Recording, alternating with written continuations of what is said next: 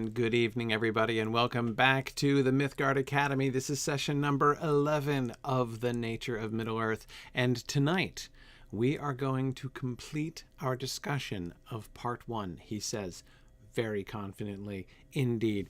In fact, if I were feeling rash as well as confident, I would even predict that we might have a shorter class than usual today, because I was tempted to go on and take some notes on the first couple chapters of part 2, but I was like, you know what? I said the end of part 1, and let's not push our luck. So, so there we go. Anyway, we'll see. But I did want to remind you before we started of the upcoming schedule. It's another reason why I didn't want, even if we did have a chance, why I didn't want to push on and begin a little bit of a discussion on part 2, because it's going to be a bit of a break. So after this, we won't be able to have class for the next 2 weeks. I'm going to be out of town next week. And then the week after that, the holiday week in between Christmas and New Year's, I'm not broadcasting that week. So it's going to be first week of January. Should be, what should it be? The 5th, January 5th will be our next discussion. We'll start up part 2 on January 5th. So let's look ahead and see. I was thinking we could discuss the first 5 chapters, if I'm remembering correctly. Yeah. Well, let's there's some of them are shorter than I remembered. Okay, 7. Let's do 7. Yeah, we'll get chapters on hair and beards and mind pictures. It's going to be awesome. So let's look at the first 7 chapters of part 2 for next time. So I just wanted to say it at the beginning to make sure I don't forget.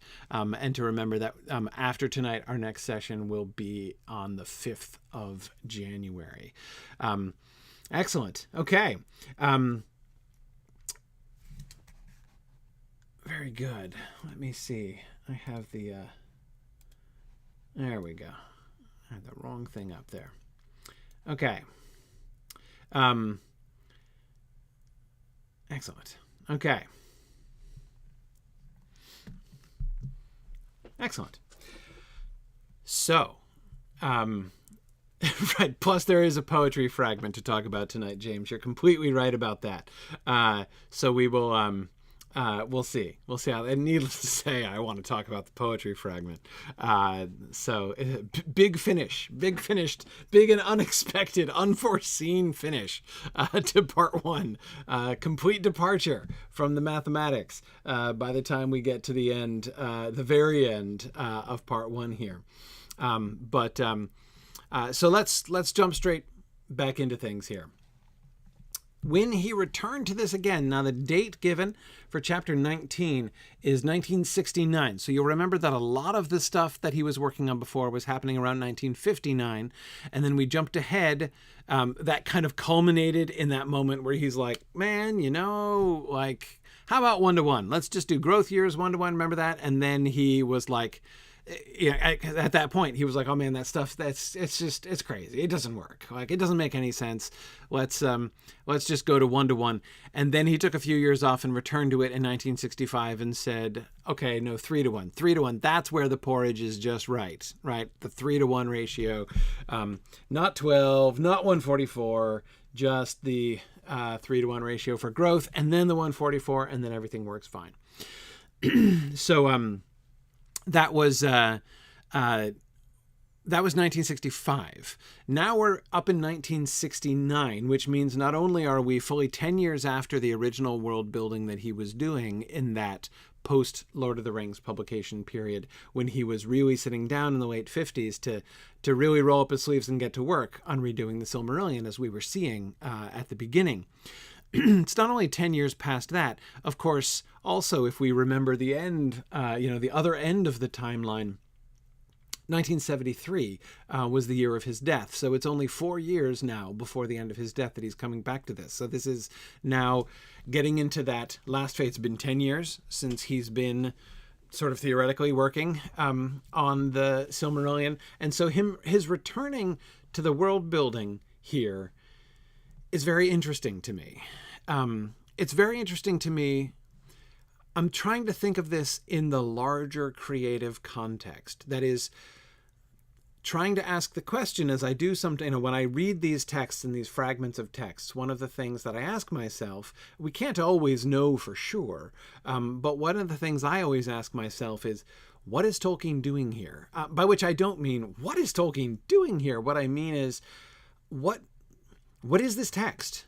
What is this text? Is this an early draft of a text that he is thinking or is, trying to put together to publish? I mean, is this intended? Is this written for an external audience? Is this written just for himself? Are these notes to himself that he's writing? What exactly is going on here? And then, having answered that question, the question is then, how does this fit? What does this tell us about what Tolkien's doing? Bigger picture, right? What he's wanting to do, what he's trying to do. As I said, it seemed clear in those late 50s texts that we were reading at the very early parts of part one there, in the first 5-6 chapters, that Tolkien was preparing himself to rewrite the Silmarillion. He was writing some background notes, but some of those, you'll remember, were drafted as if for an audience, right? As if he were writing an appendix, or he were writing a preface or something, right? Something that somebody might conceivably read, an essay that someone might conceivably read in conjunction with the Silmarillion, to be giving this kind of background information, right? So all of that put together suggested to me pretty strongly that in 1959, having published The Lord of the Rings, having gotten that out, and he's in that period where he's answering questions about The Lord of the Rings, and but he's now clearly ready, right, to move on to the next project. And remember also where that was in his life as well, right? We're talking about, what are we talking about? He was in his mid-60s at that point, mid to late, his mid to late 60s by that time. So, this was he was prepared to take time, obviously. I mean, the amount of time he spent doing math by hand, as we saw, is clear that he was in no rush. Right? He was not feeling rushed in doing this. Indeed, as I was suggesting last time, he was clearly luxuriating and quite enjoying himself doing the math and answering these little questions and doing all of his mathematical what-ifs as he's trying to work out the system, right? And make sure that he can bring all of these things together, the myth, the math, the story, and make it all work. And he was obviously enjoying himself doing that. It's 10 years later now. It's 1969. So he's what, 77 already now at this time?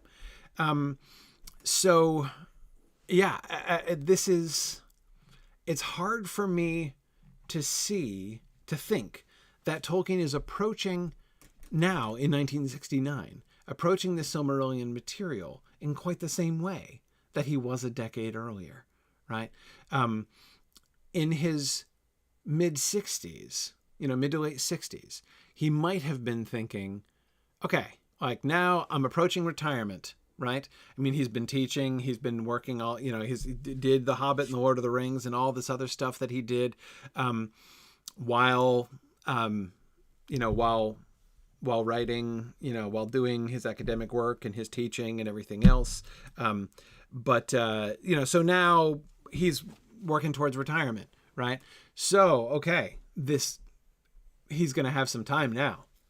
Now he has more time than he's going to have more time than he ever had, right? To do all these things. Can he still think that in 1969? I'd be surprised if he thought that in 1969. So what do we see when he returns to this? What do we learn about where his mind was in 1969, right? By reading some of this stuff that we're going to read here tonight. Okay, so let's look at it. The Elvish lives should go in cycles. They achieved longevity by a series of renewals. After birth and coming to maturity and beginning to show age, they began a period of quiet in which, when possible, they retired for a while and issued from it renewed again in physical health to approximately the vigor of early maturity. Their knowledge and wisdom were, however, progressively cumulative. This had not appeared in the periods dealt with, or had only begun towards the end of the Third Age. The fading was apparent in this way. The periods of activity and full vigor became progressively shorter, and the renewal was not so complete. They were a little older at each renewal than at the previous renewal. Okay, so this is completely new, right? I mean, this is an utter departure from everything that we have seen before, right? We've seen him tweak stuff, just tweak the math. 144 to 1, 12 to 1, 10 to 1, 3 to 1, 1 to 1, right? I mean, those are all the same basic conception. Okay, I mean, there's some of the gaps in those are large enough to be very substantive, very qualitative, as well as quantitative differences. But in general, he's just tweaking the numbers to make the math come out right. But the conception of the growth of the elves, right? Them not growing really slowly, right? They don't stay toddlers for a century, right? They don't remain pimply teenagers for 1,000 years. No one would wish that on anyone. So they grow up faster, but then they settle in, they don't freeze, right? They don't freeze. They may, to humans, appear to freeze, but they don't freeze. They continue on in a life cycle that can be compared to mortal lives, right? 144 to 1 is a pretty big ratio, right? So again, no human is going to be able to observe that at all. But yet, over the course of a dynasty, they will see the elf age, right? And progress, even though they're not necessarily going to get, all like wizened and such, and that kind of thing. So that was the core idea from the start, like from the earliest, from chapter 1, we saw that basic conception in place, and all of the changes that he was making, some of which were fairly significant, but all of them were still just basically fine-tuning exactly how that worked. And sometimes we saw him that like the math was pushing him in one way, in order for the math and the story to line up, he was having to stretch the basic concept of elves, right? But that basic concept, although it got stretched in a few places and strained in a few places in order to match the story and the math, as I was saying, it's clear that those two were the higher priority. Story first, math second, world building third. Nevertheless, he never just did something different. And this is different. Very different. The very first thing that I notice about this is finally, after much comment by me, we see him appearing to absolutely jettison the idea that Elvish timescale is just comparable to human, right? That the lives of elves and the lives of humans can be placed in parallel constructions, despite the fact that one is, on a different scale, right? But, if you adjust for the scale, it's functionally the same, right? To the extent that, you could see how much the same it was when he was trying to balance the Aragorn and Arwen thing, right? When he was asking the question, is she too old for him, right? You could see that was a very fine-tuned kind of question, right? When the equivalency was coming down with her in her early 40s, he was like, doesn't work, right? Why wouldn't it work? Well, because she's too old for him, right? It was very, very close parallels. And now maybe you can still say there's a parallel within each cycle, right? But this makes elves once again, and for the first time since the very beginning, I've been saying my own conclusion as we've been, my observations and the conclusion I have drawn from them as we've been reading through part 1 is that as time has gone on, he began by emphasizing the difference between elves and men, right? While still maintaining a parallel, right? But he began by emphasizing the differences, and then those differences shrank and shrank and shrank as he went along until towards the end, he was insisting on an almost, not an identity. I mean, he never said they were exactly the same, but that one-to-one thing, right? Where he was like, oh yeah, their bodies basically the same, right? I mean, that was the point where in his conception, humans and elves had come closest of all, right? And now the elves are suddenly very different again, right? They get younger. They reset. Okay, so they retire and they go through renewal. And it's not just about the Fea, right? It's not just some kind of internal, it's not like they go on a spiritual retreat, right? And come back refreshed in spirit or something like that with reinvigorated Fear or something like that. No, it's a physical change. It's their bodies as well. Renewed again in physical health to approximately the vigor of early maturity.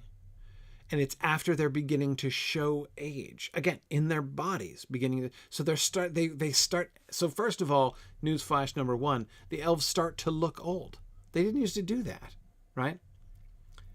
And now they are not only looking old, they're going backwards again towards youth, like Treebeard imagined he was doing, but he was joking when he said that. Getting hasty, going backwards again towards youth, he says. Yeah, so now, Stephen, I was thinking exactly the same thing.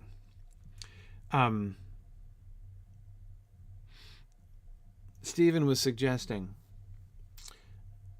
saying that this idea, this renewal concept, reminds them a bit of elves dying and being reborn in their descendants. Made me think of that too. Now, this is not the same thing. This is not reincarnation in like a new baby being born with the same elvish spirit in it. And yet, that idea of the renewal of the Fea being given a new Hroa like that, being embodied in a new Hroa. So, I mean, in one sense, Stephen, of course, someone might say to us, well, it's exactly opposite to that, actually, right? Because the whole point of the reincarnation thing is that you're given a totally new Hroa, right? Whereas this is instead, in direct contrast to that, a reinvigoration of the old Hroa, right? So this is how they can keep the old Hroa going. What it would seem to be is an extreme backing off of the whole they're getting invisible right away thing, right? I mean, before we had the rise of the Fea and the decline of the Hroa until the Fea consumed the Hroa and they became invisible, right? That's what the fading was all about before. Now, it's not necessarily that we're going to forget invisibility entirely, but we're pushing that way off, right? Way, way off. But nevertheless, I would think, even though I would certainly concede to anyone who tried to make that argument that this is in fact opposite to reincarnation in that way, but I would also say there still is something that feels kind of this idea of a regular renewal, right? He has rejected that idea of reincarnation, especially reincarnation in a new baby, right? But the idea that that elves can come and go, right? They can not only go, but they can also come. That there is a cyclical kind of pattern here in elf life. Now again, this one is necessarily cyclical, right? The other thing, the reincarnation thing, back in Tolkien's early conceptions, and I'm talking about stuff, if you want to read more about Elvish reincarnation, you can read about this first in the Book of Lost Tales, especially the Book of Lost Tales Volume 1, and then you can read about it more in Morgoth's Ring. We were talking about it in Morgoth's Ring. It came up there. The idea where we saw, by the way, Tolkien in the 50s, kind of toying with bringing that back and then deciding not to again. Yeah, I'm glad he did, because I have a hard I mean, it's probably just me, but I find it comical. The idea of, the mommy and the daddy elf present their new baby, to the family, and they're like, and, someone looks at this newborn infant and says, "It's Grandpa," right? Like, I can't even.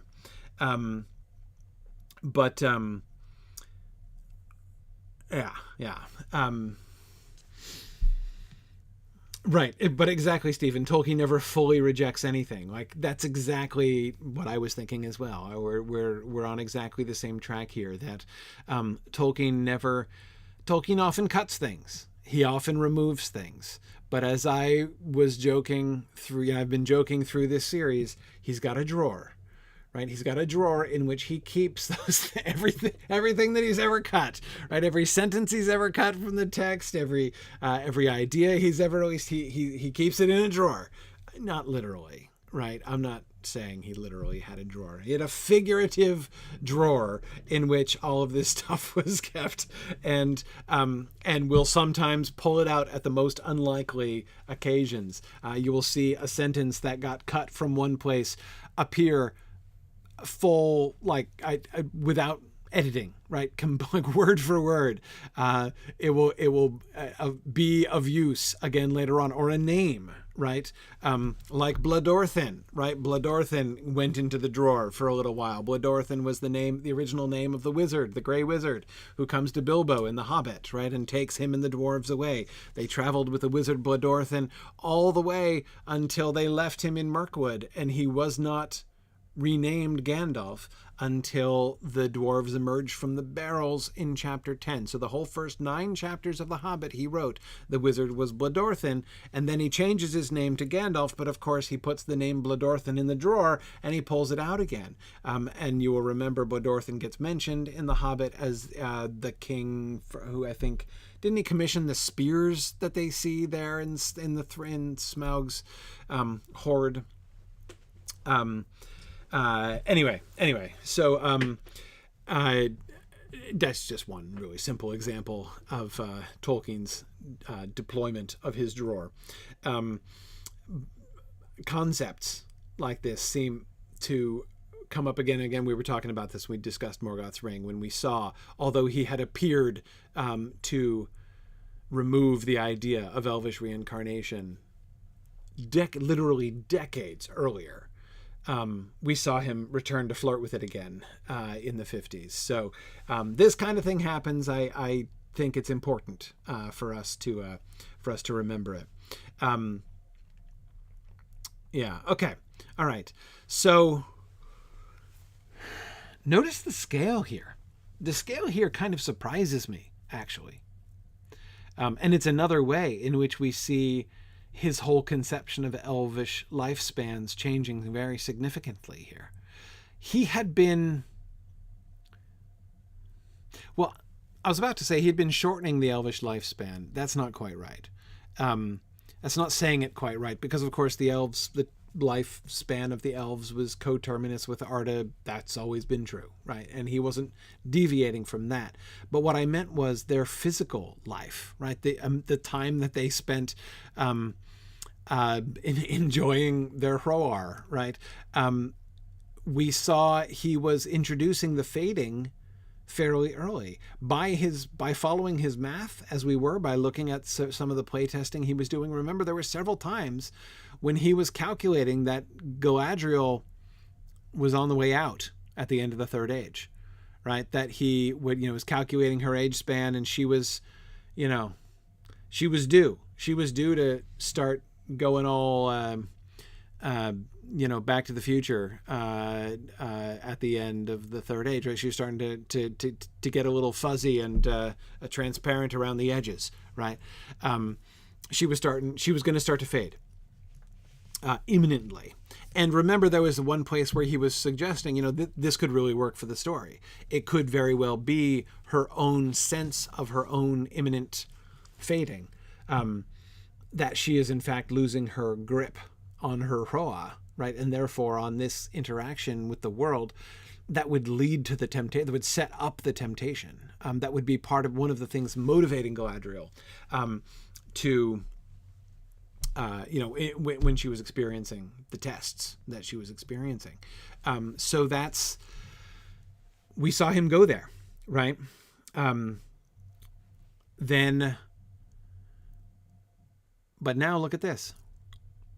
This had not appeared in the periods dealt with, or had only begun towards the end of the Third Age.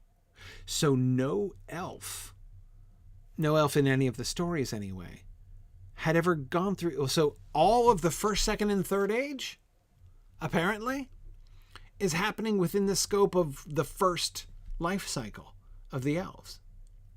So if Galadriel was due for anything at the end of the Third Age by this construction, she would have been due for a retirement, right? And she would have come back younger, apparently, right? Younger and renewed again to the vigor of early maturity. She would have been, once again, she'd have come back to Middle-earth all full of pep and vinegar like she was when she came over into Beleriand in the first place. I don't know. That's what she would have been due for, maybe. I mean, if she was due for anything, it would have been that, apparently, by this, right? And the fading was not you're due to start your invisibility soon, right? Your Thea is taking over your Hroa.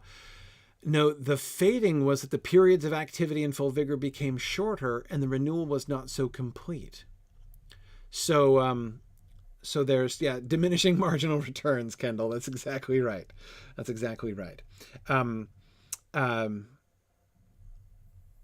Yeah.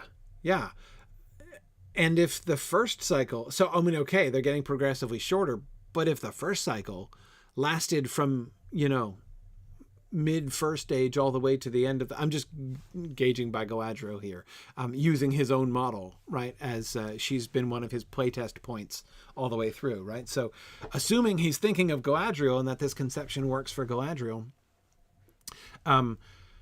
even if her second cycle were shorter, right, and her third shorter still, how long would they be? Where would she be now, by the time we get to the Seventh Age here? Right? Would she be in her third or fourth cycle? How many did they get? Right? So again, instead of having the elves on this one, admittedly long, many thousands of years, but this one trek towards invisibility, and lack of, physical contact with Arda anymore, now they seem good to go for quite some time. And that's weird. I'm going with weird. And I say weird, that's a strong word, but I'm going with weird because it's, I can't help but remember where Tolkien started, right? If you can remember where we started when we began discussing the Book of Lost Tales back in, golly, what was that, 2014? We started discussing the Book of Lost Tales ages ago. Man, we're all due for a renewal of youth, I think, since we started this discussion. But if we can remember back that far to 2014 when we were discussing the Book of Lost Tales, Tolkien's starting point, and I mean the starting point of his entire mythology, right? The whole mythology for England thing, right? What was the heart of it? What was the essence of it? What What was the like sort of observational starting point from which it began? And where it began was the sense of elvishness lingering in, especially in certain places in England, these places that remember the elves and where you can just get a faint hint of something, right? But you don't meet elves anymore, right? The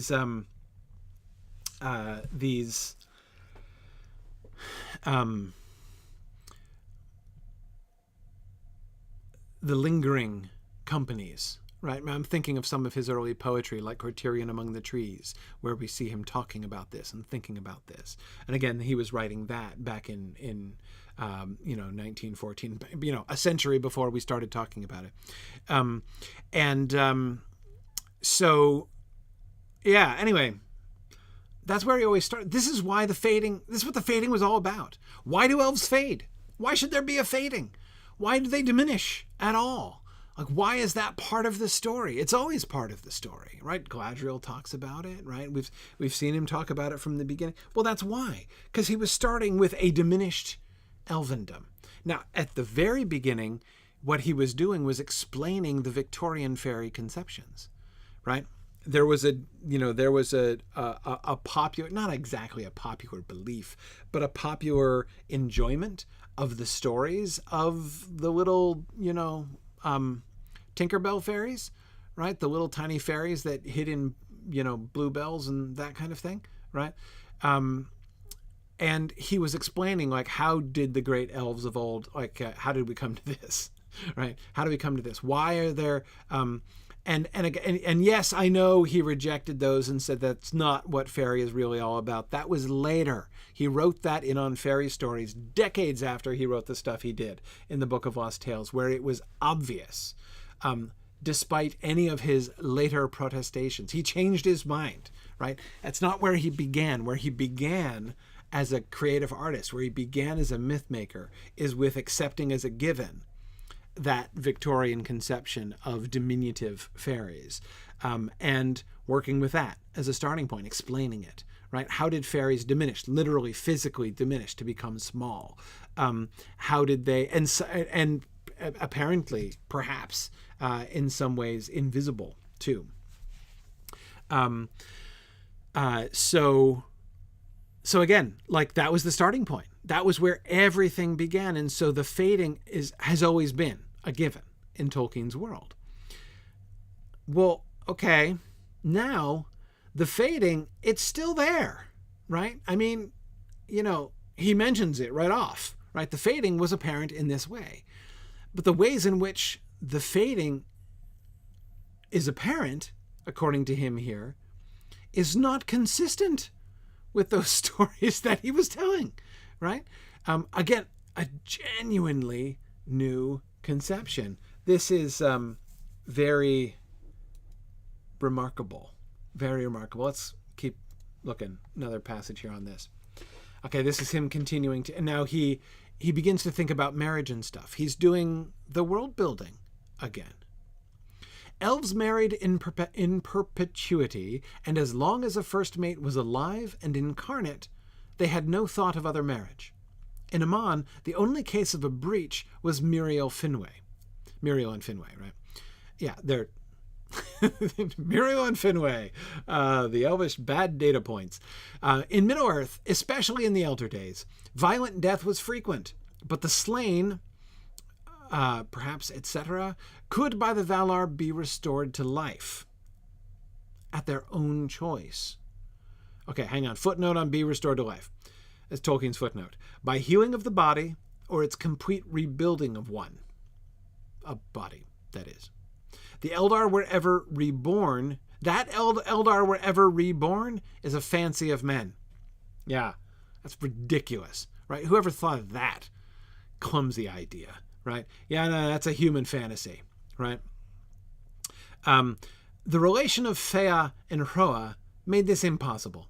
The Fea was a gift of Eru and fitted from the beginning and forever to its particular body. Okay, so there we go. Reincarnation, right out. Right out.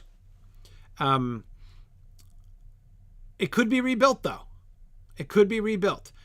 Like, because you've got, remember he talked about this in Morgoth's Ring.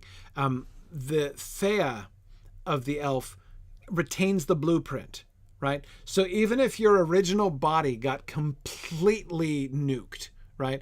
I mean, like somebody not only killed the elf and chopped them up into pieces, but like burned their body and scattered the ashes and stamped on them, right? Like no matter what happened to their Hroa, their Fea retains the blueprint.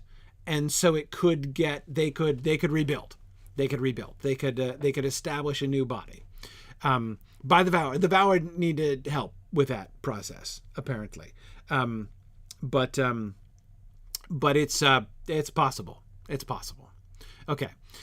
Anyway, but then he goes on to emphasize, so let me go back to the main text. But the slain could by the Valar be restored to life at their own choice. The Valar became more, maybe gentle, in this matter, and the griefs of the Eldar were often so great before death that being unwilling to return was held pardonable, especially to those having no wife or ungrown children. Only in one known case, Beren, did the Valar, by special permission of Eru, restore a human body to life and suffer its Fea to return. If a wife was left widowed, or vice versa,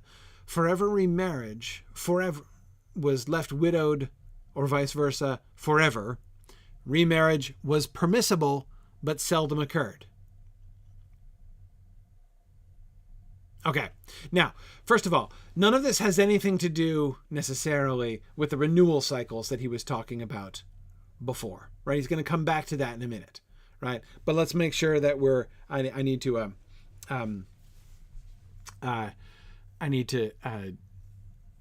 make sure I'm getting all this here, because these are, so first of all, what's Tolkien doing here? Who's his audience? Clearly him, right? This is brainstorming, note-taking here. And the handwriting is not good. You can see there are words that are almost impossible to make out. And this is really sketchy, right? He's jumping all over the place. It's kind of hard to follow. So again, this is clearly not being written for presentation, I think. But okay. I don't think... All right, so I'm going to say something which is probably right, but you can tell me if it's not. I'm going to say that there's nothing here that is fundamentally different from what he had been saying in Morgoth's Ring, which is now a decade gone, time-wise. This is 1969, remember. A little less than a decade, maybe. The idea of the reconstruction of the body, the reincarnation at their own, or the re-embodiment, not reincarnation, in a new body, but the re-embodiment in their old body or in a direct and excellent facsimile thereof, following their blueprints at their own choice. That all seems perfectly legit. I think that he is thinking of the copious writing that he did about the Muriel and Finwë case, which is just a bizarre and fascinating case study in bereavement, divorce, spousal estrangement and reconciliation, posthumous divorce, right? Like your wife dies first and you divorce her afterwards. Anyway, it's irreconcilable differences, which then later get reconciled, sort of. Anyway, like it's, woof. Okay. It's complicated, as we saw in Morgoth's Ring, but he's clearly thinking about that stuff. I mean, he alludes to it.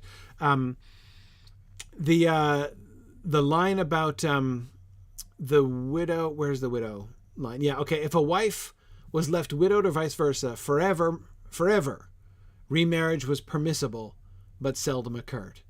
That's the judgment, right? That's the precedent established by Finwë and Muriel, right? That if your spouse dies, but she might come back because she could do that, right? At her own choice, she could do that.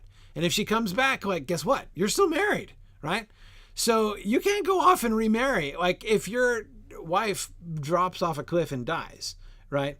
That does not give you permission to go and remarry right off, right? No way, man. You've got to see if she's going to come back, which could take thousands of years, by the way, right? So you need to wait until you know.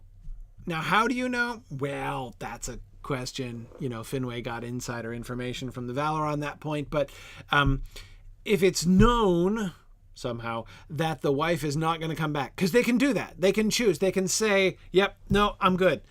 It's Mandos for me for life, right? For the rest of the life of Arda, I'm going to remain in Mandos. I'm good. I don't need a Hroa. I'm not coming back. Then it's permissible to remarry. But that doesn't happen very often, we're told. So again, none of that is the only one thing that strikes me as not exactly different in the sense of being contradictory to, but in addition to something said more emphatically than I recall it being said in Morgoth's Ring, it's the footnote. The business about the complete impossibility of the establishment of a new Hroa. And the reason that's striking me as different, because I distinctly remember in Morgoth's Ring him going back and forth on that question, right? But he's coming down firmly on that, metaphysical issue, right? The relation of Fea and Hroa made this impossible. He's declared it a human fancy, right? It's a piece of human fiction that the Eldar were ever reborn. Please, as if that could happen. Okay. But wait, there's more. In lives not marred by death, or who enter it...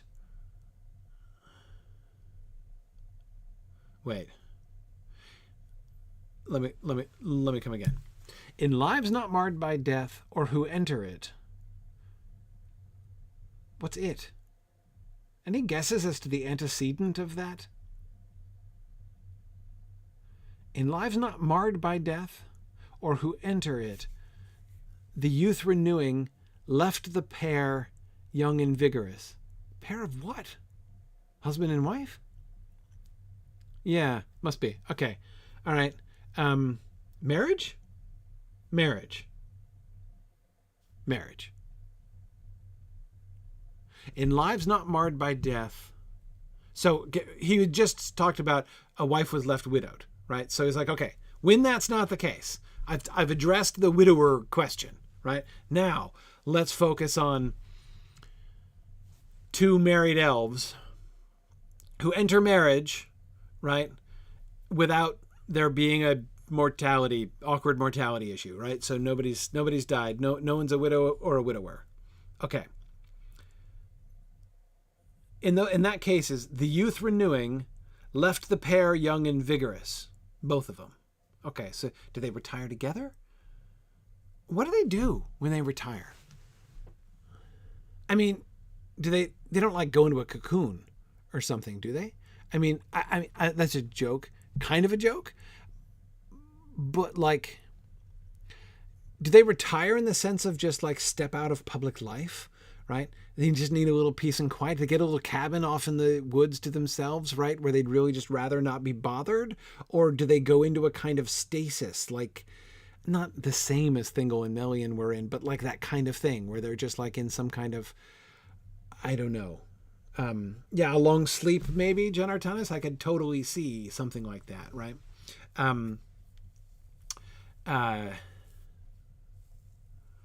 Yeah. Exactly, Nancy. Babylon 5 style. That's exactly what I was picturing when I was talking about that. I don't know. But anyway, they've done this together, right? Whatever it was, the retirement, right? But let's draw the curtain on that because we don't know. But anyway, so after it, whatever it is, See, again, look at that. Lack of antecedent. I'm doing it too. I said it. Left the pair young and vigorous. But for a while, though they dwelt together, they went about their own businesses. I don't know, like they went about their own businesses. Right? Yeah. You know, one of them opens a little shop. You know, one of them starts an online consulting business. And recovered in something before a second period of parenthood arose? Okay. But for a while, though they dwelt together, they went about their own businesses. So, okay. All right. I'm trying to understand here. We have 2 elves. They're born. They grow at some rate or other. They achieve maturity. They go through puberty. They achieve maturity. They get married. They have a time of the children, right? Bet they do have a time of the children. And there's some begetting that occurs. They bear some offspring. They raise their offspring. Then their minds go to other things, right? They have other things that they occupy themselves with. And then they retire together. End of life cycle. Number 1, they retire together. They get young. When they return from retirement, whatever that looks like, younger and vigorous, right? They still live together. Still cohabitate, right? But they're also they were focused before on their own business, right? Their own interests. And they are now, even though they're still living together, right? And now a second time of the children can come along. They can make with the begetting a second time. Apparently. Though we're told some never entered such a new period of parenthood, right? Kendall says, we've had one parenthood, yes, but what about second parenthood? Yeah. Apparently, there you go. Yeah. Kendall, I bet they do have unretirement parties. Boy, you are on fire tonight. Okay, anyway. So they've come back and they can have a second period of parenthood, though some never enter such a new period. But though it was long before it was noticed, I bet it was, if no one had done it at all, even before the end of the Third Age, though it was long before it was noticed, at each new cycle, their vigor of the Eldar waned a little. Before the end of the Second Age. Oh, wait a second. I thought he said it hadn't happened. Anyway, before the end of the Second Age, youth renewals and the regeneration of children were becoming rare. Regeneration of children, that sounds bad, right? Just means generation of children again, right? This is second parenthood cycle. Youth renewals and the regeneration of children were becoming rare. The Eldar were fading. Whether this was by the original design of Eru or a punishment for the sins of the Eldar is not certain. But their immortality within the life of the world was guaranteed, and they could depart to the blessed realm if they willed. Okay, hang on. Did I misread that before? I don't think I did, right? This had not appeared in the periods dealt with, or had only begun towards the end of the Third Age, he said. All right. Okay, so that's apparently not definite. Before the end of the Second Age, youth renewals and the regeneration of children were becoming rare. Youth renewals were becoming rare? What, it was like a fashion that had passed off? Right? People are like, we used to restore it. Back in the day, we used to restore our youth, but... Rachel asked, did they ever have sex without begetting children? Not that we can tell. Hang on a second. Hang on. Did one act of intercourse always equal a child? That we don't know. Were they sexually active outside of the time of the children? That is what I doubt. How sexually active were they during the time of the children? That we have no data on. And I do not know if the elves would, we know that they were in control of things like conception. So it wasn't just like a dubious, let's give this a shot and see what happens kind of deal when they were trying to conceive children.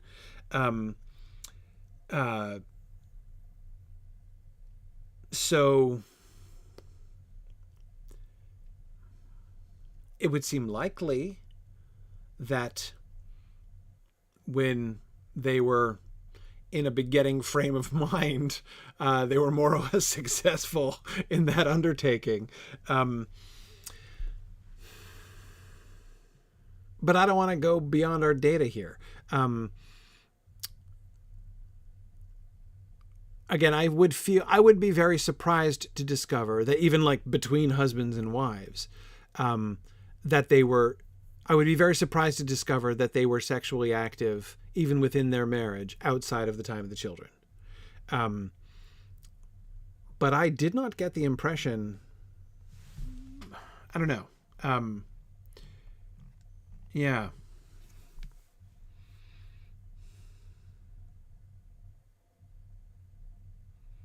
I don't know. We have no data on that. I can't think of any data on that.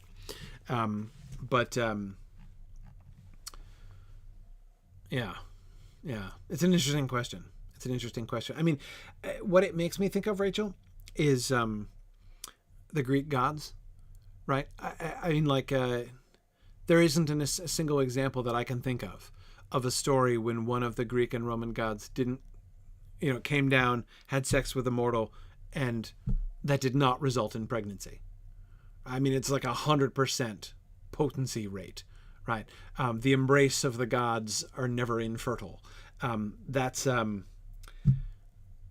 clear trend, right, within that mythology. Was Tolkien envisioning the elves in that same kind of way? It's possible.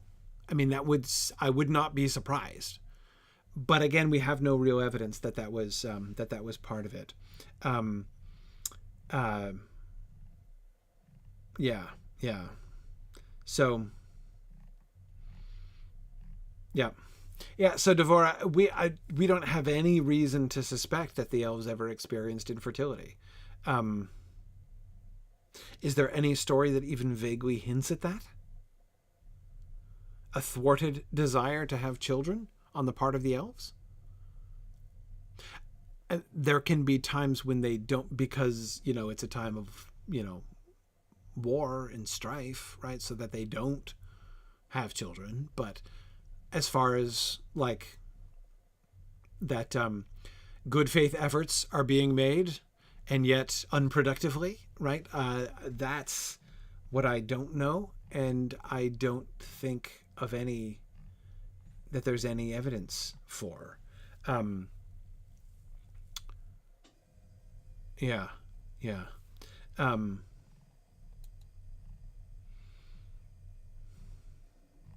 Interesting. Yeah. Don't know. Okay. Well, this immediate shift that he's made from this hadn't really happened at all by the end of the Third Age to before the end of the Second Age, it was becoming passé, is certainly brings it more into consistency with that overall flow of the mythology that I was describing before, right? About how the fating meant they need to be out of the picture by the time it gets up here to the Seventh Age. Yeah.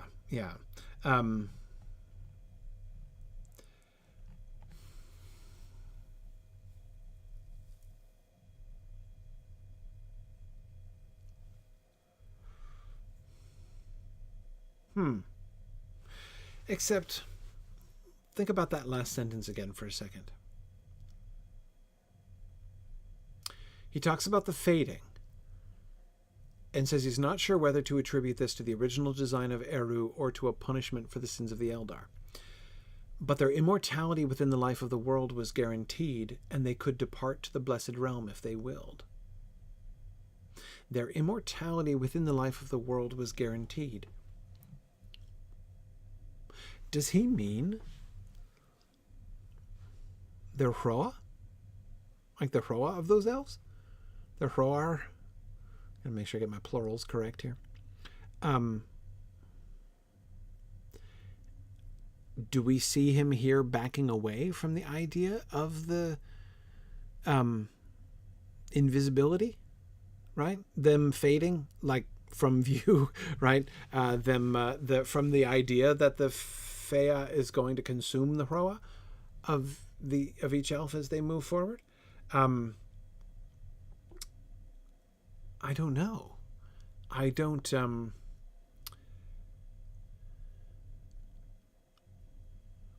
I wonder. Let's keep going. So, in chapter 20, we're getting a bunch of sort of random notes. By the way, I think I forgot to note this down. Somebody tell me, there's one of the later chapters where we jump back to 1959. Can somebody remind me which chapter that is, where that happens?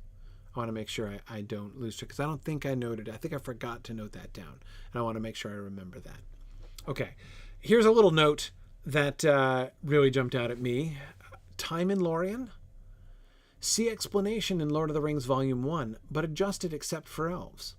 Probably mortals entering had their growth rate and aging altered, not to the Elvish rate, but much slowed, say to 1 to 7, so that the true 30/28 days seemed about 4, then downstream for a short while. Really? Now, this reminds me to touch on something that I had forgotten to touch on in those previous 2 slides. Notice what we got none of. Did you notice the complete absence of mathematics in those previous 2 slides? No reference to growth rates, quantification of any kind, right? That was a pure world-building conception, a pure how elves work idea that seemed to have no connection. There was no playtesting, right? There was no, so he was not checking it. He was not doing math of any kind to check it against the story and the timelines that he had in mind. That's very interesting, right? That's very interesting. Okay, aha! This is the one noted from 1959. Thank you, James. I was wondering about that. I was thinking that when he got to the Elvish growth rate, because in the 1969, there's no evidence that he's thinking about this at all. Has he stopped having fun with math by 1969? I don't know, but we saw no evidence in that later, much later conception, this elf life cycles and renewal of youth conception, had none of that kind of mathematical element in it at all. But now we go back. Now, someone was asking, I think last time, why did Karl Hostetter, when he put these texts together, put this 1959 stuff, like it was mostly laid out kind of chronologically? Why is this stuff so late in the part, in part 1, and not put together with the other 1959 stuff? And I don't know the answer to that, but here's what I will say. I will say, somebody write that question down and let's remember to ask, because I am not without hope. I'm hoping to actually induce Karl Hostetter to join us at the end of this discussion. When we finish the book, I want to have a session with Karl where we can ask him some questions about the book. And I'm sure there'll be a bunch of things that I can't explain. There are already things I can't explain. So I would love to do a Q&A session with Karl, and that would be a great question to ask him, why it is that he did it that way. So, okay. Anyway, this is a fascinating application, right? A fascinating application of the growth rate stuff to the Lord of the Rings story.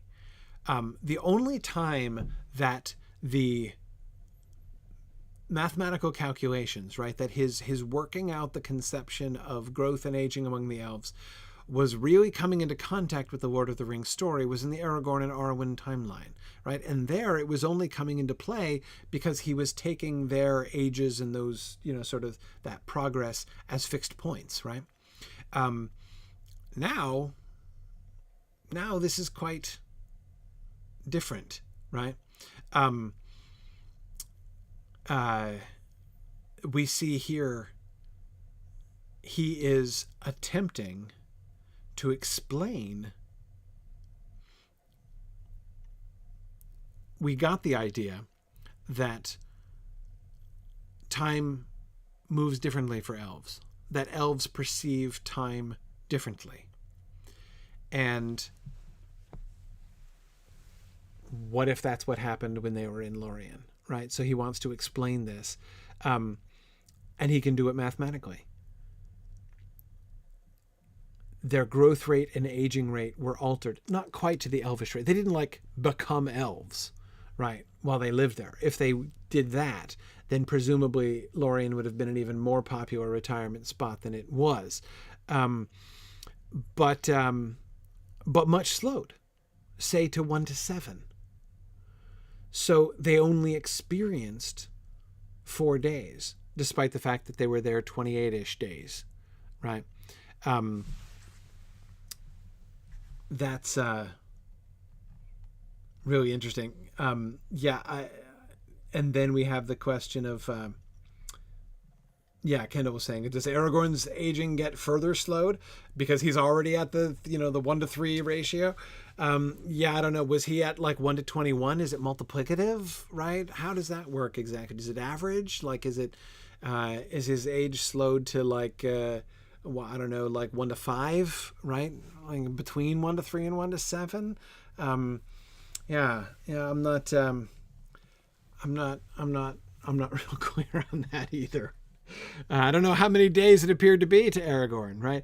But again, this seems to me a fun and interesting but confusing little mashup. And I say it's a mashup because it seems to me a conceptual and mathematical mashup, because there are two separate things that are at stake here, right? One is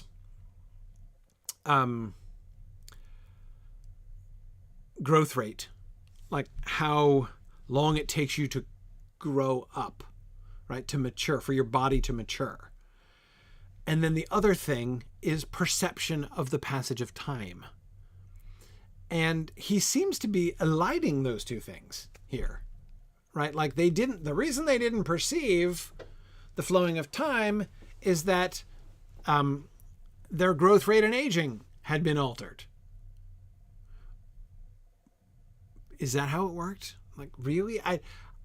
I'm now, again, I'm not trying to be too critical. This is a note that he wrote to himself. This is just a random thought, right, of Tolkien's. And I can certainly see how when he's in 1959, when he's in the grip of his mathematical mania, right, when he's doing all of these calculations and thinking about all these growth rate ratios and everything else, why, that he would come to the Lorien passage again and be like, hey, I've got a mathematical ratio for that, right? That would work. This is cool. This is fun. I could absolutely see that happening. But it doesn't really make a whole lot of sense to me. And Eric, boy, that's a great question. Then downstream for a short while. What does that mean? I have no idea what that means. Then downstream. So the true 30/28 days seemed about 4, then downstream for a short while. I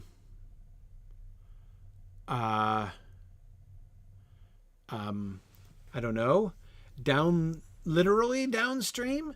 Are we talking about how they went downstream and then spent another part of a day with Galadriel and Celeborn et al. Feasting, right? By the river down. Is that what he's talking about? Don't know. Did the time rate follow them downstream a bit? Right, so it took a little while to wear off, maybe? Maybe, yeah? Then downstream for a short while? So their growth rate had altered while they were in Lorien and then downstream for a short while? Maybe, I guess. Right, yeah, Kendall was thinking that too, that the effect tapers off after they leave Lorien. Maybe. I don't know how that would fit with the narrative exactly. I mean, we don't see them losing track of time when they're on the river, right? Nobody's like, what is it, time to stop already? I feel like we just started, right? Like it's their perception of time seems to be more or less normal as soon as they get onto the river and leave Lorien behind. So I don't see exactly how that works, but Rachel, how would that work for Legolas? Well, it wouldn't change Legolas' growth rate, presumably, right? But it wouldn't need to. It was going to feel like 4 days to Legolas, no matter what, right? I mean, it's the only thing that was weird that is that it felt like 4 days to everybody else, right? It was a given that it was going to feel like 4 days to Legolas. I mean, the whole, that's why he doesn't get as tired, when running across Rohan, because he feels like he's only been running for, a short period of time. That's not true. It's not how it works. But again, I don't know. So I find this complicated, problematic.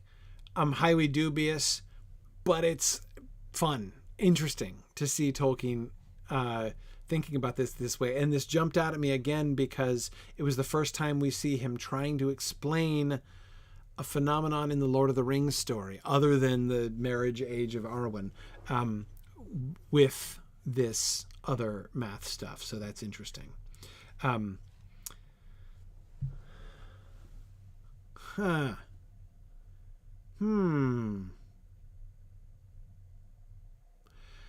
Guirendes, that's interesting. It's possible, I guess. It's possible. Guirendes is recalling Aragorn's comment about how he must be out of his reckoning because he didn't think they would have gotten to Sarngebir yet. I would never have associated that with the passage of time, like his perception of the passage of time. That seemed to me his gauging of distance. But, because presumably, howsoever, are we really imagining that they were on the river, canoeing on the river for days and nights, that went by without them noticing? So they thought they were only on the river for 8 hours or something, right? And then they get out at sunset, except it was actually 2 days they were on the river instead of 1, right? But it felt like 1 day because downstream for a short while things were still at a weirdo growth rate. So they actually boated for 2 days when they thought they were only boating for 1 day. Really? Aragorn would not have noticed when the sun set and the moon rose and the sun rose again? This escaped all of their attention? Again, that's exactly what happened while they were in Lorien, right? So again, it's not on that level it doesn't seem impossible, but it sure seems highly improbable under that kind of circumstance, right? And that's what would have had to happen for him to be out of his reckoning for that reason, right?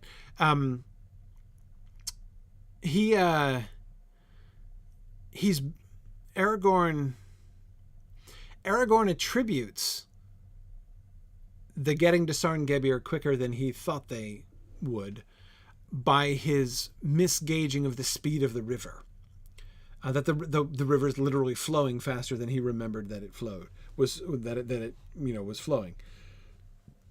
Again, it's theoretically possible. That's well remembered, Guirendes. You could well be right. It may well be that passage that he's thinking of when he wrote, then downstream for a short while. But it's just when I actually stop and look at that and think of what that would have to mean, I know Aragorn has some unkind words for his own performance as their guide, but I still would rather think would rather think that he was a better guy than that, to not notice when darkness fell and the sun rose again. But anyway, okay, let's keep going. So back to the perception of time. The question of perception of time is more difficult to deal with, since it varies with persons, circumstances, and kinds of persons, and it is difficult also to express or communicate, so that when the Eldar conversed with the Etani on such matters, neither side was sure that they understood the others clearly. And again, the Fear of the elves and of men are not corporeal or subject actually to time, and are able to move in it in thought and retrospect, and so can have divergent views of the subjective length of one and the same time or experience. They may say of such, it fleeted by, and yet it seemed to endure for ages. These things, however, so far as the Eldar are concerned, seem specially to influence time perception and or its recollection.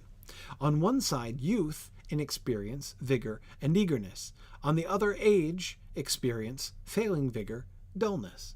And secondly, full occupation in delight, affection, or mutual interest, and on the other side, lack of occupation or mutual interest, an absence of delight, or a presence of distaste or pain.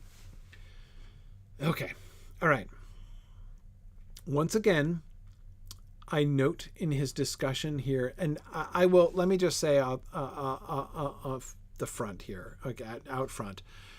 This discussion in chapter 20 of the perception of time, I kind of struggled with this. I mean, I was having a hard time following everything that he was saying here.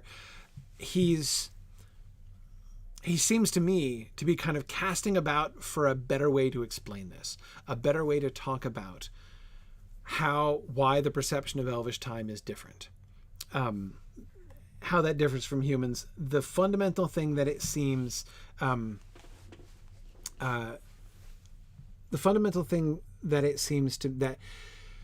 the starting point, I guess I would say, of what he's trying to explain seems to me to go back to what he said before. That is, he didn't want anybody to think that elves were living in slow motion, right? Don't think of them going through life at this snail's pace with their minds moving at a snail's pace. And of course, it's hard because he has a precedent for that, right? And it would be very easy for readers of The Lord of the Rings to begin to think of the Ents, right, when they are reading about the elves going through life at this slow, thoughtful pace, right? And he says, elves are not like that. Elves are not like that at all. So then what are they like, and how does it work? And so that seems to me still what he's trying to explain. And he has a bunch of different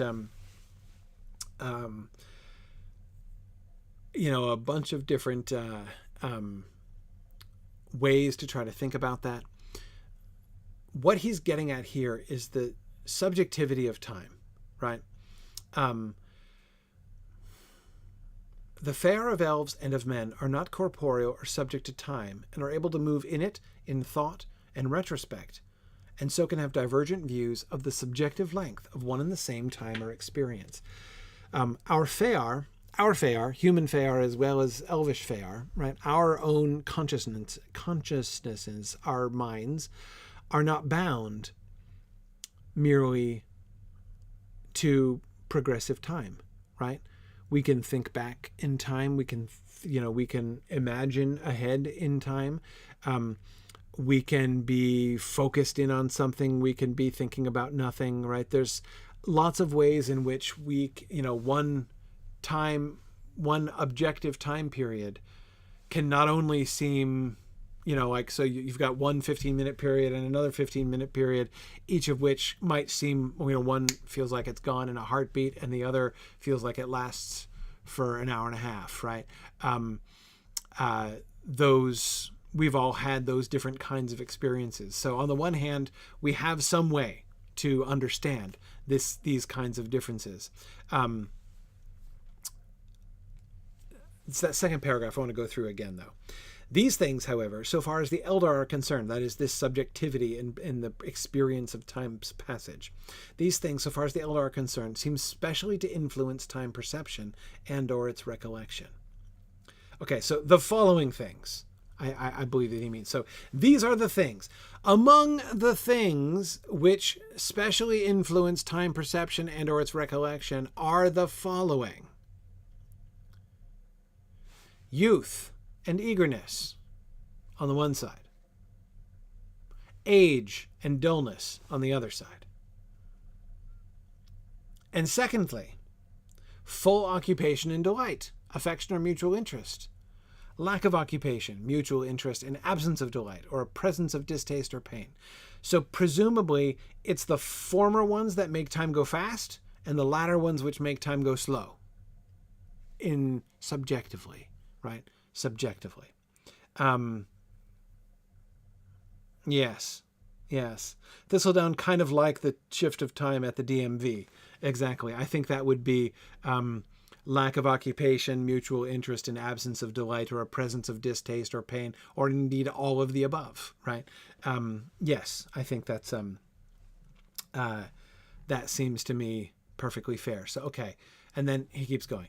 The length of time that is attributed to youth as against age is probably chiefly one of hope and expectation allowed, maybe, to inexperience.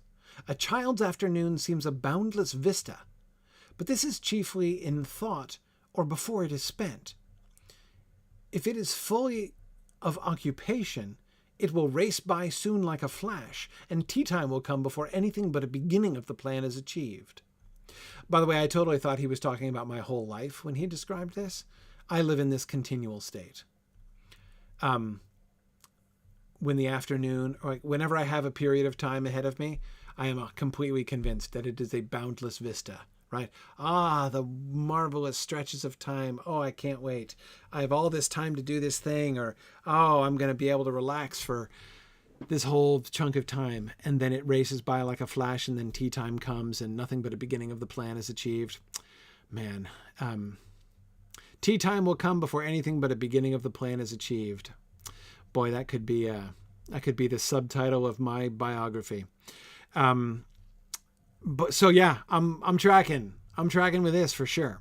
The old look forward with hard experience, an afternoon they know will not suffice for much achievement. It seems brief in prospect, as it proves, but whether it actually during the experience of it seems any briefer than the same actual period in childhood spent in about the same amount of occupation may be much doubted. So here's him wondering, right? Here's him wondering about the difference in age, right? The difference in age between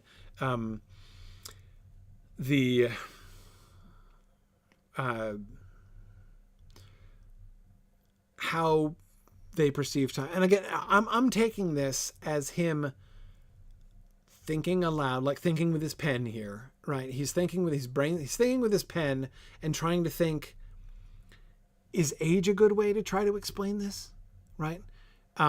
Will it help to compare elves and humans to like the young and the old, like the humans presumably being the young and the elves the old? Like, is that going to help?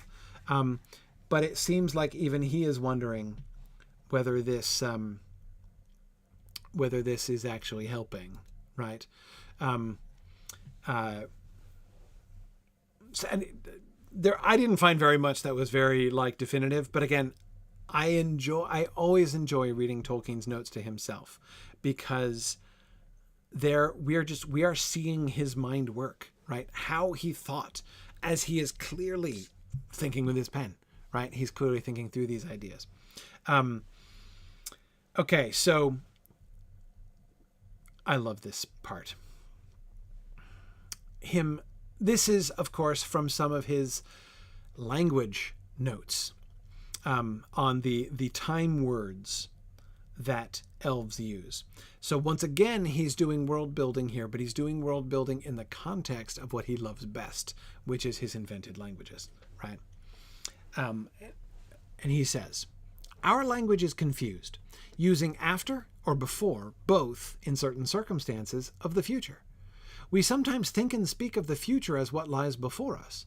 We look ahead, are provident, forward-looking, yet our ancestors preceded us and are our forefathers. And any event in time is before one that is later. So what is before? Past or the future? We speak as if events and the succession of human lives were in an endless column moving forward into the unknown, and those born later are behind us, will follow us.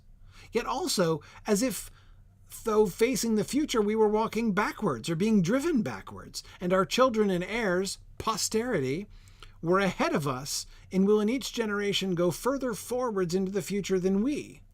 A widow is a relict, one left behind, by a husband who goes on. As far as a single experiencing mind goes, it seems a most natural transference of spatial or linear language to say that the past is behind it and that it advances forward into the future. That later events are before or in front of earlier ones. At the point when the individual ceases, the survivor ceases, right? So when a person dies, the survivors go on further ahead of him. All living creatures are in one mass or column marching on and falling out individually while others go on. Those who do so are left behind. Our ancestors who fell out earlier are further behind us forever. Right? So here he's looking at, so he begins by looking at the actual metaphors inherent in our language. And his conclusion is, it is completely messed up. Completely messed up. Right? So we are wildly inconsistent about the metaphors that we use. The ahead, the before and after, the ahead and behind. It doesn't make any sense. Right? So he says, as far as a single experiencing mind goes, in that second paragraph there, he's thinking about how would a non-confused people think about this, right? Because of course what he's doing is world building, right? What he's doing is putting himself into an Elvish mind and saying, in order for me to figure out how Elvish language works, how they talk about this stuff, right? What words they use and what metaphors underlie those words, they would probably be more consistent than we, because we clearly don't know what we're talking about. So there's his imagining, right? He says it makes most clear and intuitive sense to imagine we're all facing the future and our back is to the past, right? If we are in fact walking backwards or being driven backwards into the future, we're totally doing it wrong, right? And if we think about what is behind us as the future, right? What is before us as the past, that says something pretty significant about us and about our culture, right? Okay, so how would the elves do it? How would they think about this, right? So he's thought about here's how it would be if it were consistent, right? If we're looking towards the future and our backs are to the past, here's how we would talk about it. We would say the past is behind and that we're advancing towards the future. We'd say later events are before earlier ones. We wouldn't say like, oh yeah, that was before the invention of the printing press, right? We would never say that. Because before, what is forwards is the future, right? So later events, we would say that the invention of the printing press was before what was it before? Before a lot of things, right? It was, it was long before the fall of Rome was the invention of the printing press, right? Before, forwards, into the future. It wasn't after it, it was before it, right? Off into the future. It's inconsistent to say that the past comes before. You're looking backwards if that happens.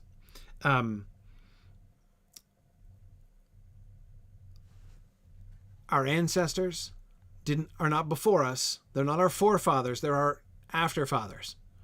They're the ones they're behind us, further behind. and ever the longer the further behind. Okay.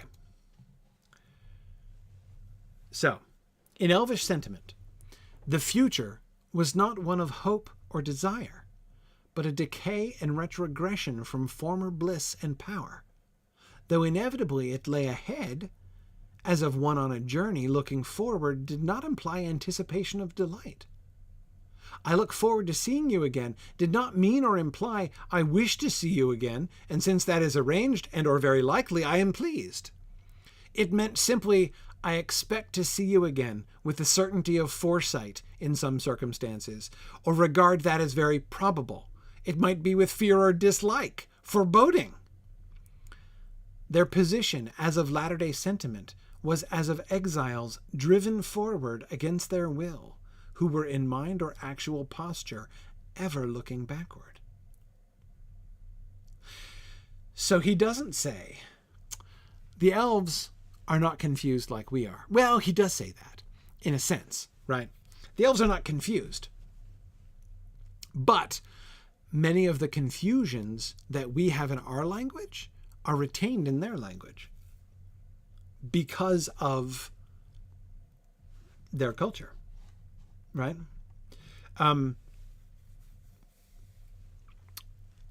They thought of the future as being ahead, but they resolutely face the past and they move forward backwards. The difference is not really a time thing, it's an attitude thing. The future was not one of hope or desire, but a decay and retrogression from former bliss and power. The elves are on a downward slope and they know it. They are well aware of the future, but they don't like looking into the future. The future is not good for them. The future is only one of decay and retrogression from former bliss and power, and the ever the further, the more. So, I love the paraphrase of I look forward to seeing you again, right? When an elf says, I look forward to seeing you again, it may be with fear or dislike, right? with, with loathing, right? They are looking forward. Yeah, the elves don't actually want to see us again, Nancy. It's it. It's kind of hard to avoid that conclusion, right? Now, Gerald, I'm not sure if this is the same in all Elvish languages. This passage makes it sound like that's the case. He's not specifying which of the elves are thinking like this, but that's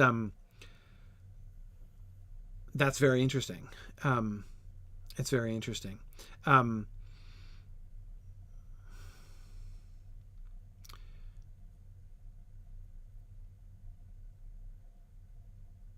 Their position was as of exiles, driven forward against their will, who were in mind or actual posture ever looking backward.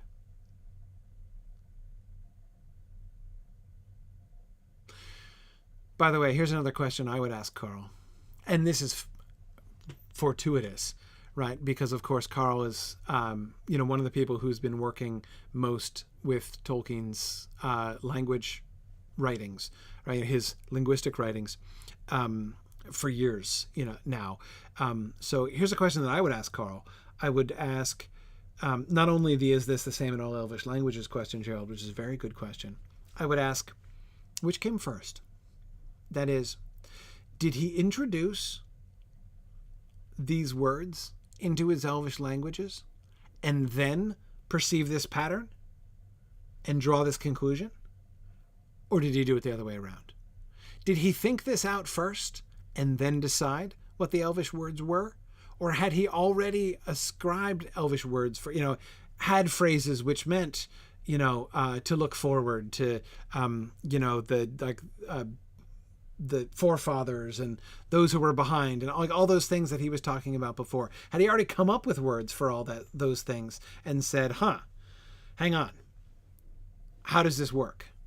And then this is the conclusion that he came. He's like, well, it fits if you imagine them going forward in time backwards, looking backwards, because they're resisting. They're driven out like exiles into the future. Then it makes sense of the ways that they think. Because he had already said something exactly like that, right? He had said, yet also as if though facing the future, we were walking backwards or being driven backwards. And our children or heirs, our posterity, were ahead of us and will in each generation go further forwards into the future than we.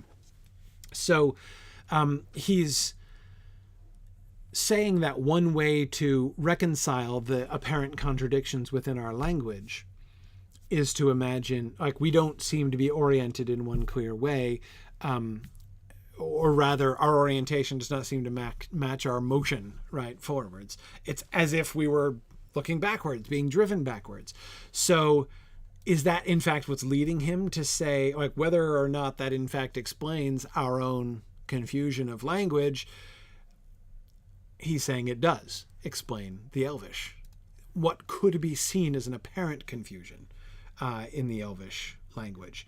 And in fact, it's not necessarily a confusion, but rather an indication of the kind of the ways that they think. Yeah. Okay. That brings us to the end. But a big finish. That random passage stuck into this file, which Carl included at the end of the chapter, this draft of Fingolfin's duel with Morgoth, in which we get a poetical defiance from Fingolfin to Morgoth. So that's worth reading. And all that beheld his onset fled in amaze, deeming that Orome himself was come, for a great madness of ire was upon him.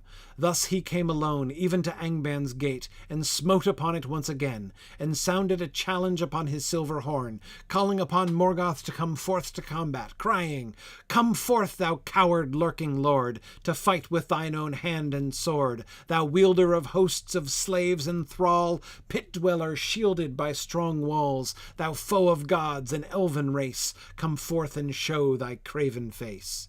Come forth, thou coward king, and fight with thine own hand, thou den-dweller, wielder of thralls, liar and lurker, come foe of gods and elves, for I would see thy craven face."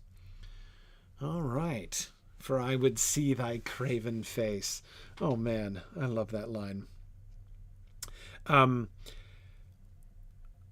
Awesome. Okay, so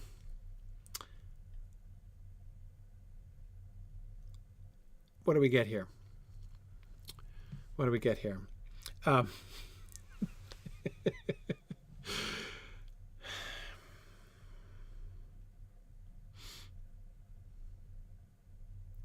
Come forth, thou coward lurking lord, to fight with thine own hand and sword, thou wielder of hosts of slaves and thrall, pit-dweller shielded by strong walls, thou foe of gods and elven race, come forth and show thy craven face. Interesting.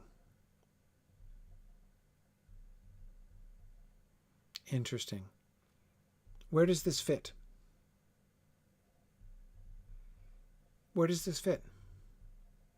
Poetically? Into what work of Tolkien's could this be inserted? Can you hear it?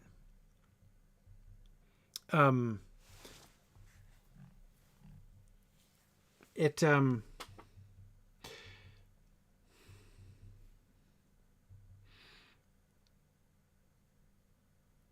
sounds exactly like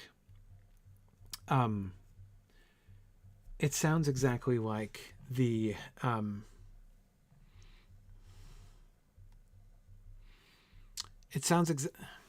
I don't want to say exactly. It's very close to the Lay of Lathian. Let me just pull down the Lay of Lathian here and open it to a random page. Thus Thingol sailed not on the seas, but dwelt amid the land of trees, and Melian he loved divine, whose voice was potent as the wine the Valar drink in golden halls, where flower blooms and fountain falls. Same meter, right? Same meter. What is the meter? Anybody get the meter? The last line is your key. There's a lot of irregularities in here. For those of you who have been thinking about Bilbo's farewell poem lately, we've been talking about that in Exploring Lord of the Rings. This is nothing like as regular as the rhythm of that poem. But that last line is pretty regular. Come forth and show thy craven face. Come forth and show thy craven face.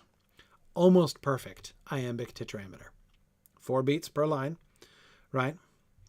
Come forth, thou coward lurking lord, to fight with thine own hand and sword. Second line's perfect as well. To fight with thine own hand and sword. Very, very regular. Very regular. Iambic tetrameter. Some of those lines, but again, not all of them. Thou wielder of hosts of slaves and thrall, pit dweller, shielded by strong walls. That fourth one, the least even of all of them. We have rhyming couplets, which is the primary thing that makes me think Lay of Lathian. The whole thing is in rhyming couplets, as you were hearing when I was just reading that bit. So same meter, iambic tetrameter, same rhyme scheme, iambic couplets. But there's more, right? There's more there. When I read the first line, when I was going through this and I read I got to the first line this first time, I was not at all sure what meter he was writing in. It wasn't until we got the second line that it became clear. I was wondering, that is, if he was alliterating.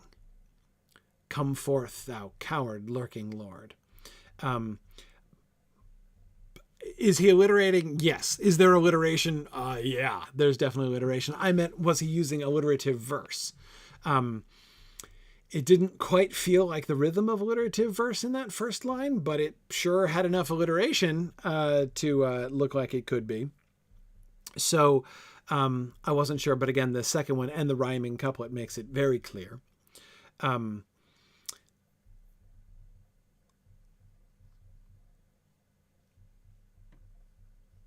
It's a very, from first line to last, the hard C's framing it, right? Come forth, coward, come forth, craven, right? Making it even stronger in that last line, right? With the repetition of that pattern, come forth, coward, come forth, craven. He repeats the F the second time too, come forth and craven face. So we get like the double alliteration of come forth and craven face. So it's repeated, but even strengthened there at the end.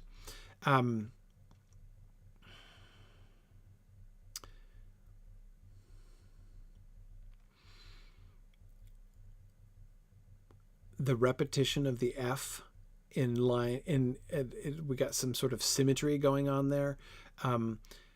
Again, the alliteration is symmetrical. We've got, to fight and thou foe. We got the strong Fs, which get, again, picking up the fourth, the come forth and craven face. Fight with thine own hand, thou foe of gods and elven race. So in lines 2 and line 5 there, we get those W's, wielder, dweller, and walls there in lines 3 and 4, that pair in the middle. The shielded, strong slaves. It's the beat and the rhyme scheme dominates the sound of the verse, but it's the alliteration that makes this move, isn't it? And boy, you can just see, this is such a fascinating example of Tolkien. One of the things which, Old English verse seems to have just done to Tolkien. Old English and Old Norse verse seems to have just done to Tolkien, right? He is so sensitive to alliteration. Not just,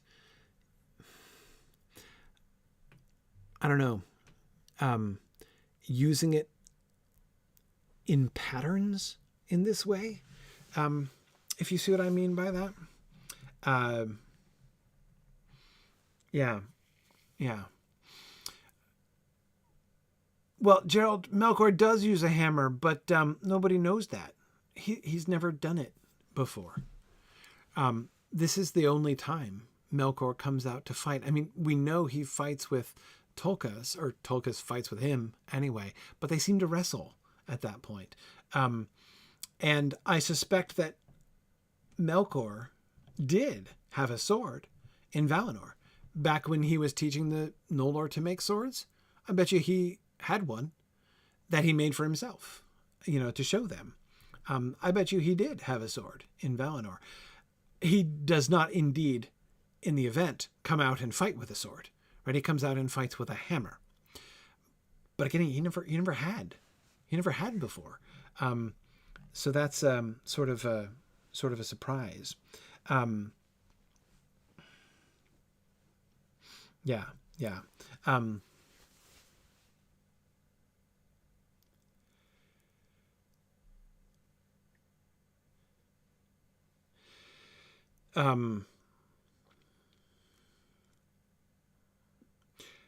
Notice how he, that is Fingolfin, picks up on this, on the momentum and power of his alliteration. Come forth, when he gets to prose, right? Come forth, thou coward king, and fight with thine own hand. Notice again the repetition of the C's, come forth, coward, right? And then hitting back on the F again, just like he does in line 2 and in line 5 of the verse. And fight with thine own hand, thou den dweller, wielder of thralls, liar and lurker.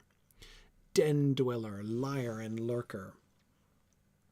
Wielder of thralls. That doesn't alliterate, not with the initial letters anyway, though the repetition of the L sounds in the middle of those words is very audible, right? Den dweller, wielder of thralls, liar and lurker. And the L's come to the front, right, at the end. Come, foe of gods and elves, for I would see thy craven face. Again, come, foe, craven face. He reiterates not just the sentiments, but even the alliterative patterns of his verse there at the end.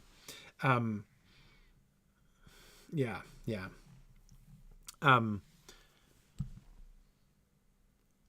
Pretty cool stuff. Neat to see the poetic defiance of Fingolfin here. Not to mention surprising. I don't know about you, but I was surprised when I got to this chapter and was like, well, all right, that's not how I expected to end part 1. This is a bit of a departure from math. But there we go. We do math all the way through and end with myth. The mythic confrontation of Morgoth and Fingolfin. All right, well, I'm going to let you guys go as we are perfectly to the end of our time and to the end of part 1 as planned and promised, because when I see a boundless vista of a class in front of me, I know exactly how much we're going to cover.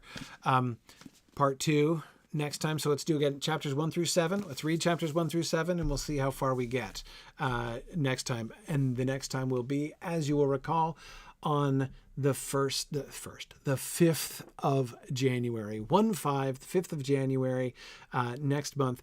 Thank you, everybody. Have a great holiday. I'll be back for Film tomorrow night and for my Grifflet stream over on the Lotro official Twitch channel on Friday afternoons, as always. And then we'll be back for more exploring, not exploring Lord of the Rings. We'll be back for more Mythgard Academy and continue our discussion on the nature of Middle-earth in January. Thanks, everybody. See you guys next year, if not before. Bye now.